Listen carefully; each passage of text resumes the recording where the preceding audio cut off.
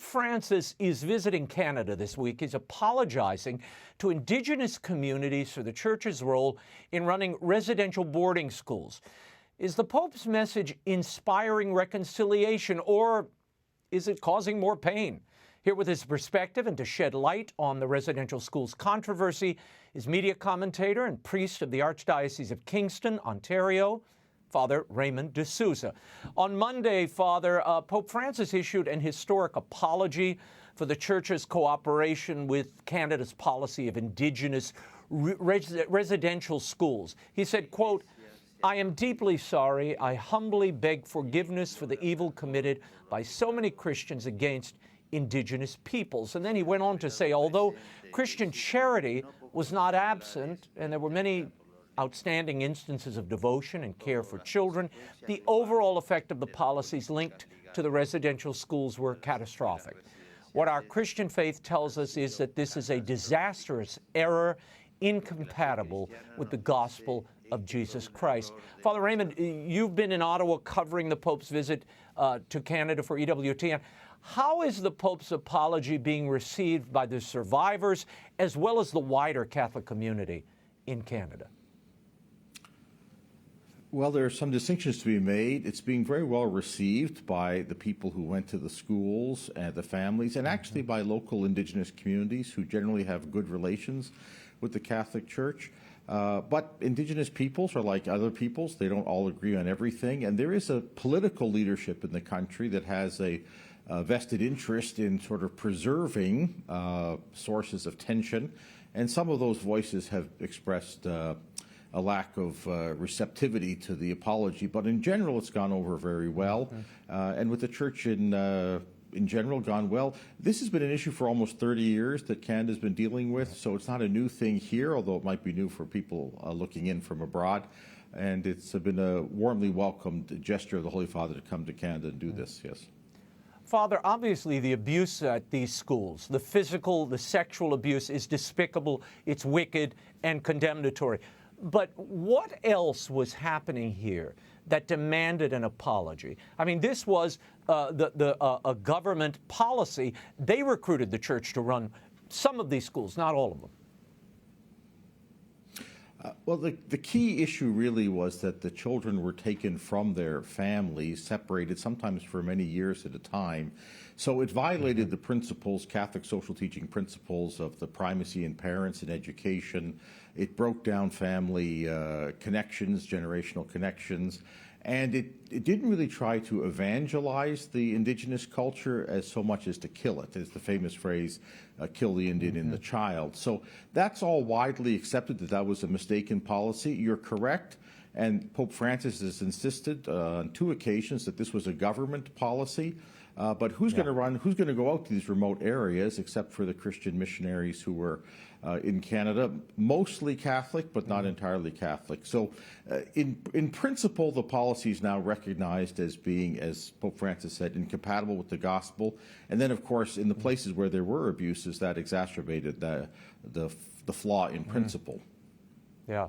After his apology, the Pope received a headdress at this major event expressing his sorrow over what happened here. And he accepted that headdress as a sign of being a member of the tribe. A woman in Indigenous dress sang the national anthem. Your reaction to all of this?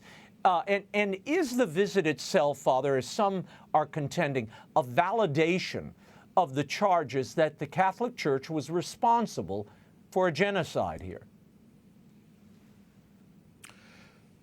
There are a lot of competing voices on it. The Pope has been very careful here. One of the things he's done, which is quite admirable, is that the statement you quoted there, for example, about that the Christian charity was not absent.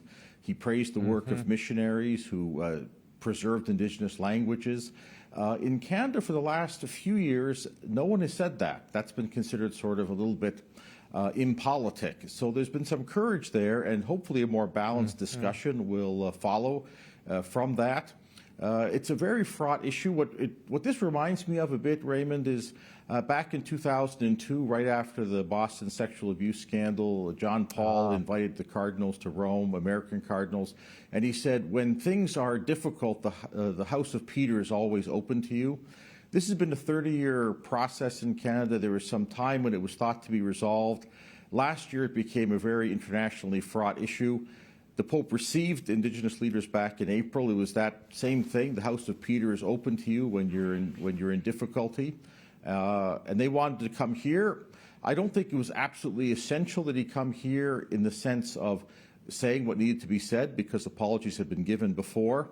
But certainly the fact that he did come here is an act of humility and pastoral care, and I think it will advance reconciliation amongst those who want reconciliation, which is the majority. But there are some voices who don't want it. And of course, for them, this visit is sort of a step backwards because they want to keep the frictions open. But that's not the majority, Raymond. Mm-hmm. Well, so look, the Pope has billed this as a week-long penitential pilgrimage. Do you think that went too far, and this should have been part of a wider trip to Canada and maybe to the United States? I think if the Pope had been more physically strong, like 2 or 3 years ago, 4 years ago, that's what would have happened. It would have been 2 days or 3 days. They've come here. They did 2 days. The really critical few days were in Edmonton earlier this week. We have our own political situation in Canada. If you go to the English part of the country, the French part of the country doesn't want to be left out, so they added days in Quebec. 5 days on one theme is difficult to sustain. I'm sure our viewers at EWTN have tired of me saying the same things, I think, probably. So, yes. If the Pope had been up to a few years ago, going on another country, coming here for 2 or 3 days, that would have been probably better. But he's come here and he only does 2 events a day, and it's understandable. But you've got there, I think, after the fact, those who had proposed a shorter visit originally would probably say that would have been better. But you know, in a sense, a man who comes and spends more time than is required, that shows his goodwill, which has been very evident this week. Last summer, at least 4 Catholic churches were burned to the ground on Indigenous land in Canada. Approximately 70 churches have been vandalized, burned, or desecrated since this residential school controversy began last year, or erupted again last year. Some of these Indigenous groups, Father, they claim that colonialism and the Catholic doctrine of, quote, discovery are at the heart of the controversy. Your reaction to that, and why has there been virtually no coverage of this violence in the media and no outcry from the government of Canada? Well, to the point about the desecrations, my own home parish, where my parents go in Calgary, was one of those that was had graffiti. That was a shameful moment. Some Indigenous Catholics had their own churches burned down. And you're correct. The lack of outrage, especially amongst government officials in Canada, was telling that they didn't really take it seriously, that this was an offense against the religious sensibilities of Catholics, including Indigenous Catholics. So that was regrettable last year, the reaction to that. The whole question of colonialism and the doctrine of discovery that appeared at the Mass in St. Anne de Beaupré. There was a protest banner at the Mass, which was rude to say the least. But that's a complicated historical question. Look, the doctrine of discovery, to whatever extent it compromised the dignity of Aboriginal peoples in the New World, was repudiated in 1537. So people who bring that up, I think, are looking for reasons to have conflict. It's a worthy historical subject, but 1537 is a long time ago, and when Pope John Paul came to Canada in 87, he mentioned that. So there's that issue. And then there's a broader issue about that invites Catholics to also an examination of conscience, is to what extent do we cooperate with the state in evangelization? And this residential schools issue is an example of when the churches cooperated with the state in this particular policy. It was, as the Pope said, disastrous. And sometimes when the state offers a quote-unquote helping hand to religion and to evangelization, it's in the long term not a helping hand. So there's something there to remind us that although a lot of missionary work around the world was done with the help of the Spanish crown, Portuguese crown, French crown, etc., cooperation with the state always involves a potential danger for the church, and in this case it was an actual danger for the gospel. and especially for the spread of the gospel amongst indigenous peoples, many of whom found their residential school experience an obstacle to their faith. Yeah. Father, before I let you go, has there been any discussion of these acts of terrorism and destruction of churches while the Pope's been in Canada from either the Vatican or Canadian officials? I mean, the church there was pretty closed during this COVID lockdown as well. And I haven't heard very much about that either. I mean, we're talking about, misusing the faith against others in Aboriginal people. What about the absence of faith, the closing of the church doors to so many faithful Catholics over the last couple of years?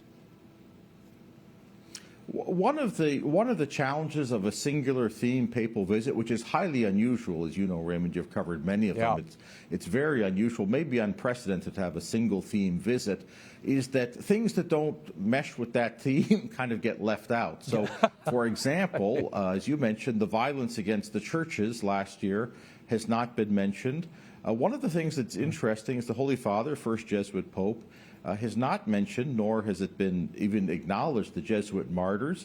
He's going to meet with Jesuits during the trip privately, so that might come up there. So now, obviously, he's not ashamed of the Jesuit martyrs, but things that were thought, not to sort of fit with the dominant theme have been left out, and that's probably a reason not to have a single themed visit. But there were unusual circumstances for this one, but I'm sure that in future you're not going to have a single themed visit because, as you point out, it means other things get neglected. Well, most importantly, I hope they don't have a single theme visit so Father DeSouza has something else to talk about, which he's been lacking in material this week. So, Father Raymond DeSouza, thank you as always for your perspective. We'll talk and check in with you soon. Very good. Thank you, Raymond.